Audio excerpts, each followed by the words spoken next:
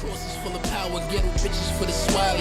Pitbull, I bit my way out the cage. What's happening? Competition got me on the rampage. Jackson, part of my reaction to they corny ass raps. Keep flirting with death and get your horny ass clap back from on me. Rat tat, kiss the ring. What's up, Buddha Sport? I'm here, Matt Bull. We're back for the video predictions. UFC 133. We got Rashad Evans and Tito Ortiz in the rematch. First fight ended in a draw.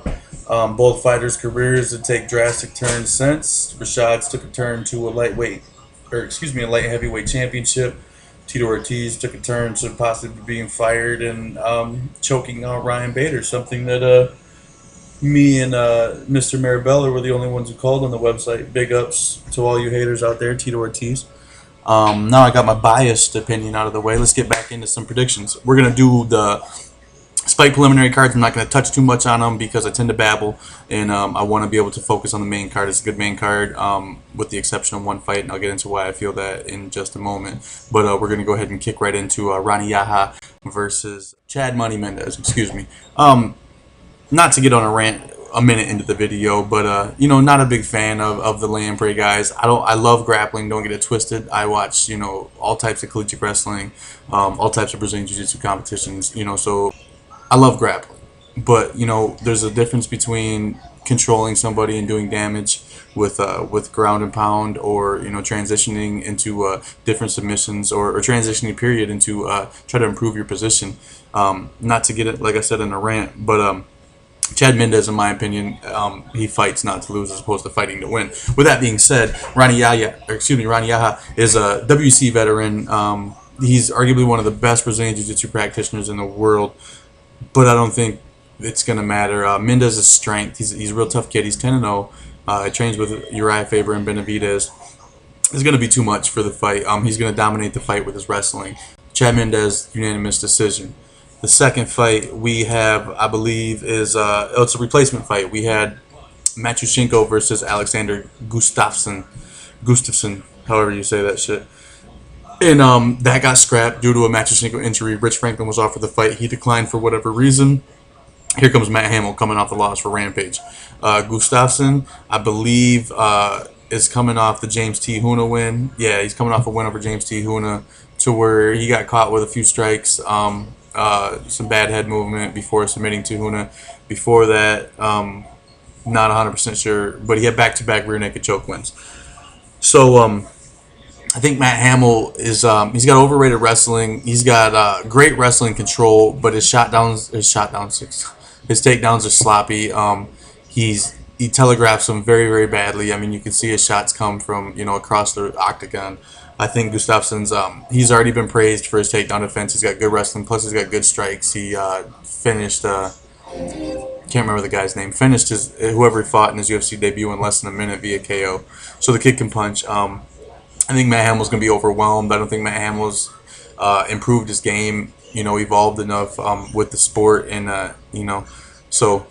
Maybe I'm wrong, maybe I'm not. I assume that Gustafsson is going to be able to stop the takedowns. Outside of that, I don't know what Matt Hamill can do. Alexander Gustafsson, unanimous decision. We're going to jump into the main card now. We got Ryan Ebersol versus Dennis Hallman. Love this fight. Ryan Ebersol's a stud. 63 fights. Never been knocked out. He's fought in Strikeforce. He's fought in the UFC. He's fought in the IFL. He's fought everywhere. Same with Dennis Hallman. I believe Dennis Hallman's fought in the IFL. He's fought in the UFC. He's fought in Strikeforce. They're both journeymen, to say the least. Hallman's coming off the win over Carl Parisian. Carl Parisian's quick return to the UFC, quick exit from the UFC. Hallman had the upset loss to John Howard, I believe, back in 2009, where he was dominating the fight. Howard caught him literally with 5 seconds or something left, and something stupid like that left in the fight. And then he unanimous decision, Vince Saunders, TKO Carl Parisian, blah, blah, blah.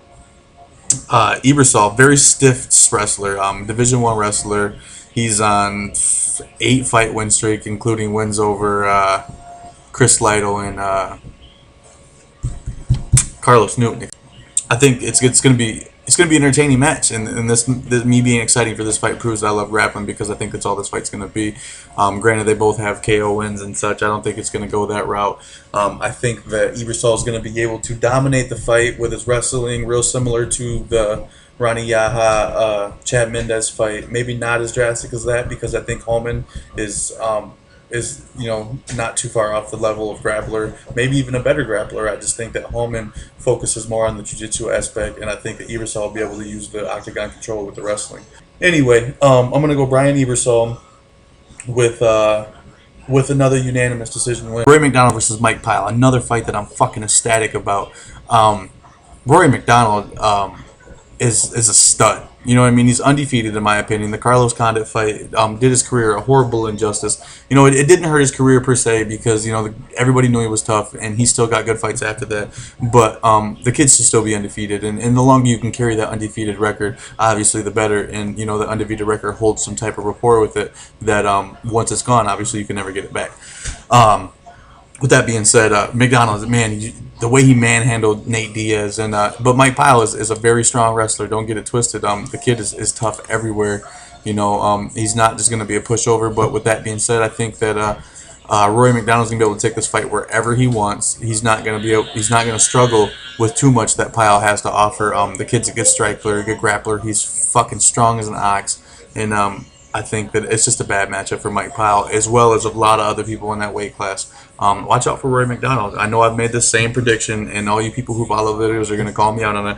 I made the same prediction about George Soteropoulos. I made the same prediction about Rick Story and Evan Dunham. But give this kid a year. He's going to be in the title talks, man, and there's not too many things you can say to make me disbelieve that. So moving right along, Rory McDonald's going to stop this guy for the first stop on the main card. It's going to be a second round TKO of Mike Pyle late in the second round, though. What's up, fight fans? I'm going to interrupt this video for an update. The Alessio Sakara Jorge Rivera fight has been scratched once again for the third time. They were scheduled to fight at UFC 118. Rivera broke his arm. Again at UFC 122 in Germany.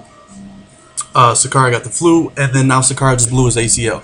So this changed my pick drastically. You won't see the original pick because it was changed before the video was released. So the new pick is it's going to be Jorge Rivera versus Constantino Philippou. They're both bangers, but I don't think that that Philippou is a level of striker that that Jorge Rivera is. So I think this changes drastically in Jorge Rivera's favor. Not that he couldn't have beat Sakara, but it's obviously a step down in an opponent. But it's a great matchup because it's a similar matchup. Philippou likes to get in there and bang just like Rivera does, just like Sakara does. But I think that it's going to be a bad night for Philippou. But, you know, it's a win-win situation. He steps up in competition and he gets to jump up to the main card as opposed to being on Facebook. So we're going to go ahead and get this one out of the way. You know, our condolences go out to Alessio Sakara, and it just looks like this fight wasn't meant to happen. So Jorge Rivera via first round KO, and he's going to get back on the winning track. Big ups to Jorge Rivera.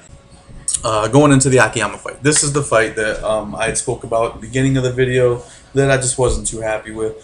I've never been impressed with Akiyama. I think his biggest win, it takes place maybe 2008, 2009. It was a KO over Dennis Kang. 2000, you know, it was before that. It was probably around 2006, 2007. He does have a win over Melvin Manoff, but his hype train kind of derailed. He had the issue with Sakuraba, the no contest after the ruling was changed. In my opinion, he's on a 3-fight losing streak. He got decisioned by Bisping, Lieben triangled him, and then horrible judges with the Alan Belcher situation.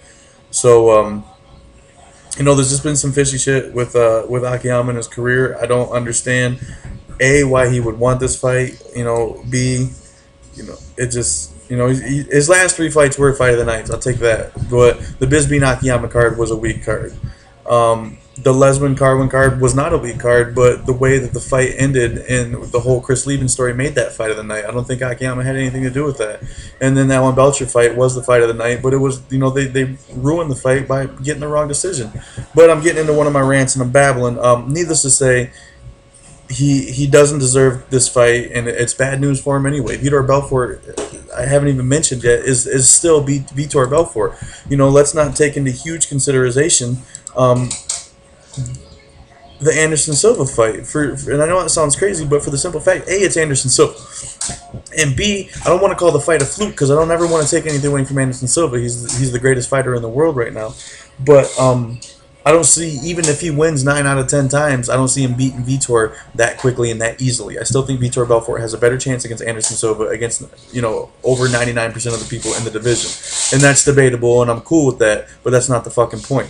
The point is that Akiyama doesn't deserve to be in the octagon with anybody with the last name Silva, Belfort, Sonnen, for Brian Stann, for even that matter.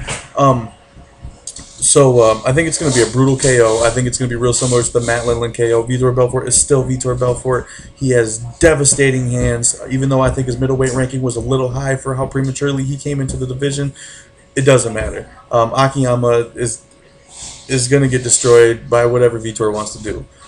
So to move right along, not to further rant and rave, Vitor Belfort, first round KO. And then I believe we're on to the main event. We are into the main event. So this is what happened. Rashad Evans, Tito Ortiz, they fought previously. I don't exactly remember the date, but they fought previously.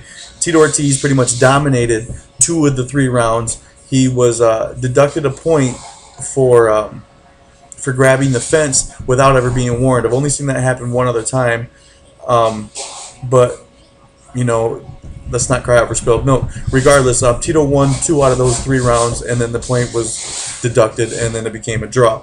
Both fighters have went in totally different directions since that fight. Rashad Evans obviously beat Forrest Griffin, went on to win the light heavyweight title. Tito Ortiz dropped a span of fights that was kind of like the catalyst that got it moving along, and just recently picked up his first win over Ryan Bader, turned everything around, and boom, fast forward to present day.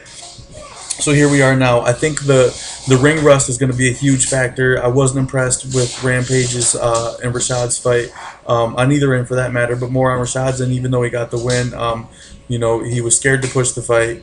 He never pushed the fight. He got caught, and got hurt and got caught. But I don't think he's going to be able to out-grapple and resort to his wrestling the way that he has in the past. A lot of cats, throw around the term great wrestler in MMA way too much. Somebody who follows collegiate wrestling, Rashad Evans was not a great wrestler.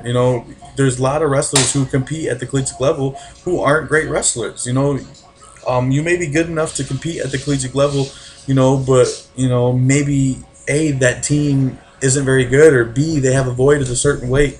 To make a long story short, Rashad was less than 500 at Michigan State. I'm from Michigan. These are stats and things that I remember, being a part of. Rashad Evans was not a great wrestler. With that being said, Tito Ortiz was not a great wrestler. But I believe he was more successful, not having the knowledge of Ortiz's background that I do of Evans. I believe he was more successful in wrestling. We're running out of time, so to end the video here, Rashad Evans' ring rust is going to be a major factor. Tito Ortiz is coming off a huge high. I'm going to blow up the waves right here and say that I'm going to go with Tito Ortiz unanimous decision. Then we're going to have Rampage upset John Jones. I know it sounds crazy, and we'll get into it when we do that predictions. And then we're going to have a Rampage versus Tito Ortiz title fight. But we'll get back and explain that more. I got to go. Buddhasport.com, JG MMA, Smart Dumb Cats Clothing. Follow me on Twitter at Buddhasport_MB, and take care. Left to die in the streets cause his long arms happen to connect with his reach. Tried to kill you then, them near misses was God's kisses. True Hollywood story, ghetto tie bridges. Different strokes, that nigga broke, this nigga rich. You only read about the cars that I paddle shift. You